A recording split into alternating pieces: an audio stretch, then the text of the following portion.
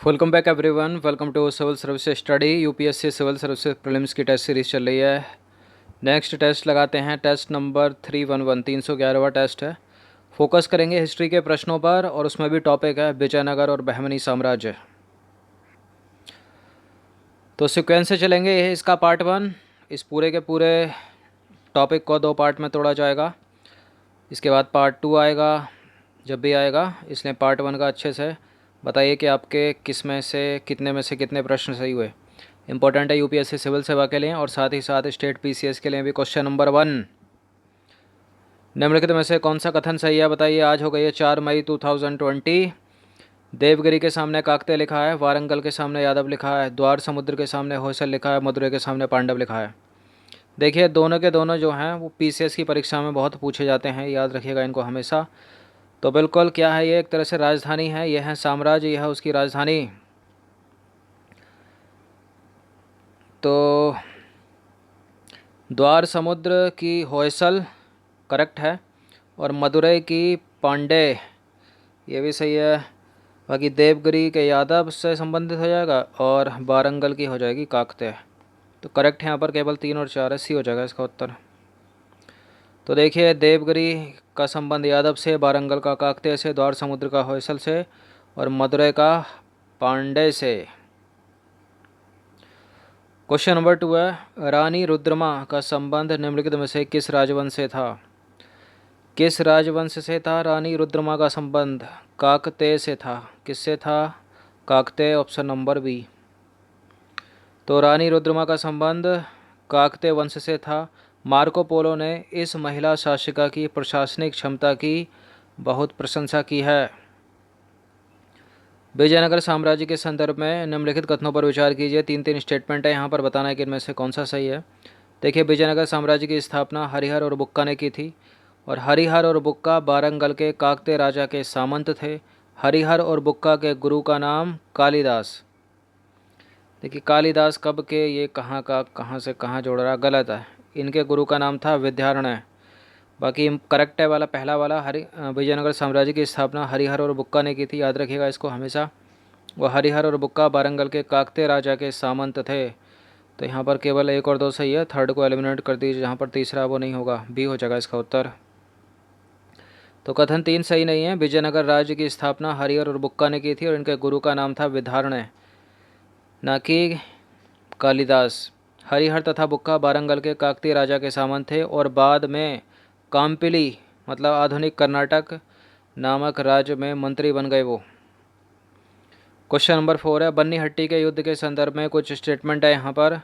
देखिए यह जो युद्ध है वो 4 दक्षिणी राज्यों के संघ तथा विजयनगर के मध्य हुआ था।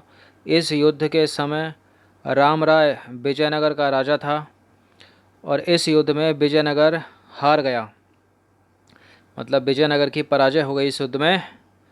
करेक्ट है यहाँ पर तीनों के तीनों स्टेटमेंट। इसका आंसर हो जाएगा ऑप्शन नंबर डी 1 2 3। विजयनगर साम्राज्य चला गया इस युद्ध में। तो उपरोक्त तीनों कथन सत्य हैं। विजयनगर की बढ़ती शक्ति से आशंकित होकर 4 दक्षिणी राज्यों ने पुराने भेदभाव बुलाकर विजयनगर के विरुद्ध एक संघ का निर्माण किया और तालीकोटा के निकट बन्नीहट्टी कब 25 जनवरी 1565 में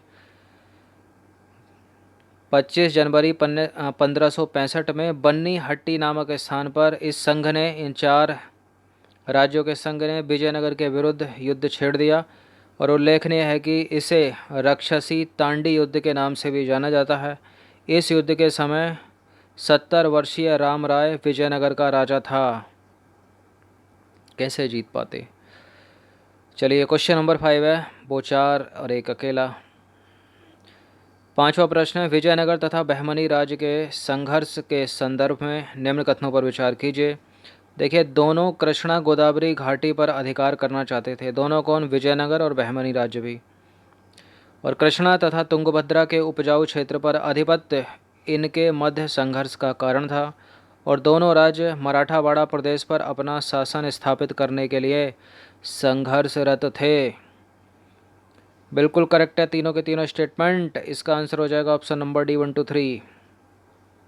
तो देखिए उपरोक्त तीनों कथन सही हैं। विजयनगर तथा बहमनी के हितों का टकराव 3 अलग अलग क्षेत्रों तुंगभद्रा के दोआब में, कृष्णा गोदावरी डेल्टा और मराठावाड़ा प्रदेश में था। तुंगभद्रा दोआब कृष्णा और तुंगभद्रा नदी के बीच पड़ता था। इनकी समृद्धि तथा आर्थिक संपदाओं के कारण पहले भी इसके लिए पश्चिमी चालुक्यों और चोलों के बीच, फिर यादवों तथा होयसलों के बीच जो है युद्ध हुआ था, संघर्ष चला था। अब देखिए, कृष्णा गोदावरी घाटी बहुत ही उपजाऊ थी और अपने अनेक बंदरगाहों के कारण इस क्षेत्र के विदेशी व्यापार पर इस घाटी का नियंत्रण था। इस पर स्वामित्व के लिए चलने वाला संघर्ष अक्सर तुंगभद्रा दोआब पर प्रभुत्व स्थापित करने के लिए चलने वाली प्रतिद्वंद्विता से जुड़ा होता था। और मराठा देश में मुख्य संघर्ष कोंकण और वहां तक पहुंचने का रास्ता देने वाले प्रदेशों के लिए था। इस क्षेत्र में गोवा का बंदरगाह आता था, जो इस क्षेत्र के उत्पादों के निर्यात और साथ ही ईरान व इराक से घोड़ों के आयात का महत्वपूर्ण केंद्र था। क्वेश्चन नंबर 6 है, निम्नलिखित में से विजयनगर के किस शासक ने बहमनी राज्य से गोवा छीना था? ये मोस्ट इम्पोर्टेंट है प्रश्न। विजयनगर के किस शासक ने बहमनी राज्य से गोवा छीना था? इसका उत्तर कृष्णदेव राय नहीं है, ना ही बुक्का प्रथम है, हरिहर प्रथम भी नहीं है। इसका आंसर है ऑप्शन नंबर बी, हरिहर द्वितीय ने। तो हरिहर द्वितीय ने पूर्वी समुद्री तट की ओर प्रादेशिक विस्तार की नीति आरंभ की। हरिहर द्वितीय ने बहमनी राज्य से बेलगांव तथा गोवा छीन लिया। कब? 1377 से 1406 के बीच इसका शासनकाल। इसी बीच क्वेश्चन नंबर 7 है, देवराव प्रथम के संदर्भ में विचार करना है आपको। तो देखिए, देवराय प्रथम ने तुंगभद्रा पर एक बांध बनवाया ताकि उसमें से नहर निकालकर पानी की कमी को दूर किया जा सके।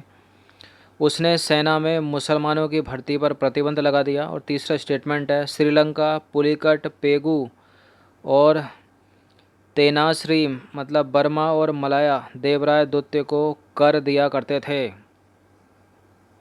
देखिए, श्रीलंका, पुलिकट, पेनू और बर्मा मलाया देवराय द्वितीय को कर दिया करते थे, करेक्ट है। उसने तुंगभद्रा नदी पर एक बांध बनवाया, उसमें से नहरें निकालकर पानी को कमी को दूर करना चाहता था वो। उसने मुस्लिमों की भर्ती पर प्रतिबंध नहीं लगाया, गलत है ये वाला स्टेटमेंट, बल्कि वो तो मुस्लिमों की भर्ती के लिए विख्यात था, वो करता था मुस्लिमों की भर्ती। तो सेकंड वाले को एलिमिनेट कर दीजिए, इसका आंसर केवल 1 और 3 होगा फिर। और नीचे देख लिया कीजिए सही पूछा या गलत पूछा है। तो देखिए, दूसरा गलत है, क्योंकि देवराय द्वितीय को सेना में मुस्लिमों की भर्ती का श्रेय दिया जाता है। विदेशी यात्रियों के विवरणों से पता चलता है कि देवराय प्रथम की सेना में 10,000 सैनिक फिरिसिता थे। अब देखिए, देवराय प्रथम ने तुंगभद्रा पर, मतलब मुस्लिम थे, देवराय प्रथम ने तुंगभद्रा पर एक बांध बनाया ताकि उनमें से नहरें निकालकर उन्हें राजधानी तक लाकर पानी की कमी को दूर किया जा सके। इसके अतिरिक्त उसने दरिद्रा नदी पर भी बांध बनाया, इसलिए पहला करेक्ट है। और 16वीं सदी के पुर्तगाली लेखक नुनेज ने लिखा है कि क्विलोन, श्रीलंका, पुलिकट, पेगू और तेनासरी मतलब बर्मा और मलाया देवराय द्वितीय को कर दिया करते थे। क्वेश्चन नंबर 8 है, इस नगर की परिधि 60 मील है, इसकी दीवारें पहाड़ों तक चली गई हैं। इन चारों में से किसी एक की बात हो रही है। इस नगर में शस्त्र धारण करने योग्य 90,000 लोगों के होने का अनुमान है और उनका राजा भारत के अन्य राजाओं से अधिक शक्तिशाली है। उपरोक्त वर्णन निकोलो कोंती ने किस राज्य के संदर्भ में किया है, बताइए। किस राज्य के संदर्भ में निकोलो कोंटी ने ऐसा बोला? गोलकुंडा के लिए, अहमदनगर के लिए, बहमनी या विजयनगर के लिए? तो ये जो टॉपिक है इस टेस्ट का बहमनी और विजयनगर साम्राज्य है। तो अहमदनगर को तो वैसे ही एलिमिनेट कर दो, अहमदनगर और गोलकुंडा को तो वैसे ही एलिमिनेट कर दीजिए। इन दोनों में से एक उत्तर है, इसका आंसर हो जाएगा ऑप्शन नंबर है विजयनगर साम्राज्य। तो देखिए, इतावली यात्री निकोलो कोंटी 1420 में विजयनगर आया। उसने उपर्युक्त पंक्तियाँ विजयनगर के संदर्भ में लिखी हैं। क्या है वो उपर्युक्त पंक्तियाँ? कि इस नगर की परिधि 60 मील है, इसकी दीवारें पहाड़ों तक चली गई हैं, इस नगर में शस्त्र धारण करने योग्य 90,000 लोगों के होने का अनुमान है और उनका राजा भारत के अन्य राजाओं से अधिक शक्तिशाली है। लेकिन वो राजा हार गया क्योंकि 4 राज्यों ने उसके खिलाफ संयुक्त होकर विद्रोह छेड़ दिया। चलिए क्वेश्चन नंबर 9 है, फारसी यात्री अब्दुल रज्जाक निम्नलिखित में से किस शासक के शासनकाल में आया था? तो ये आया था देवराय द्वितीय के शासनकाल में। किसके शासनकाल में? देवराय द्वितीय के शासनकाल में। तो इसका आंसर हो जाएगा ऑप्शन नंबर ए, हरिहर द्वितीय नहीं है, देवराय द्वितीय है। तो फारसी यात्री अब्दुल रज्जाक देवराय द्वितीय के शासनकाल में विजयनगर आया। अब्दुल रज्जाक ने लिखा है कि इस राजा के राज्य में 300 बंदरगाह थे, जिनमें से प्रत्येक कालीकट के बराबर था। कालीकट कौन पहुंचा था सबसे पहले भारत को खोजते खोजते? Vasco D gamma. Abdul Razzaq का मानना था कि उसने दुनिया में जितने भी नगर देखे थे या जितने के विषय में सुना था उसने, विजयनगर उनमें से सबसे शानदार था। क्वेश्चन नंबर 10 है, निम्नलिखित में से विजयनगर के राजवंशों का सही क्रम कौन सा है? ये प्रश्न भी इम्पोर्टेंट है, इसको भी याद रखिए आप, इसको तो रट लीजिए कैसे भी करके। तो सही क्रम क्या है? संगम, सालुब, तुलुब और अरबिडू। बोलिए मेरे साथ एक बार, संगम, सालुब, तुलुब, अरबिडू। संगम, सालुब, तुलुब, अरबिडू। संगम, सालुब, तुलुब, अरबिडू। उम्मीद है याद हो गया होगा। तो देखिए विजयनगर के राजवंशों का सही क्रम निम्नलिखित है। सबसे पहले संगम वंश, सालुब वंश, तुलुब वंश और अरबिडो वंश। संगम है 1336 से 1485, सालुब है 1485 से 1505, फिर तुलुब शुरू होगा 1505 से 1570, फिर अरबिडो शुरू होगा 1570 से 1650। तो ये था विजयनगर और बहमनी साम्राज्य से संबंधित प्रश्नों का पार्ट 1। इसके बाद पार्ट 2 में यह कवर हो जाएगा और 1 से 2 प्रश्न किसी न किसी पेपर में पूछ लिए जाते हैं। हमेशा याद रखिए इसको, इन प्रश्नों को। धन्यवाद।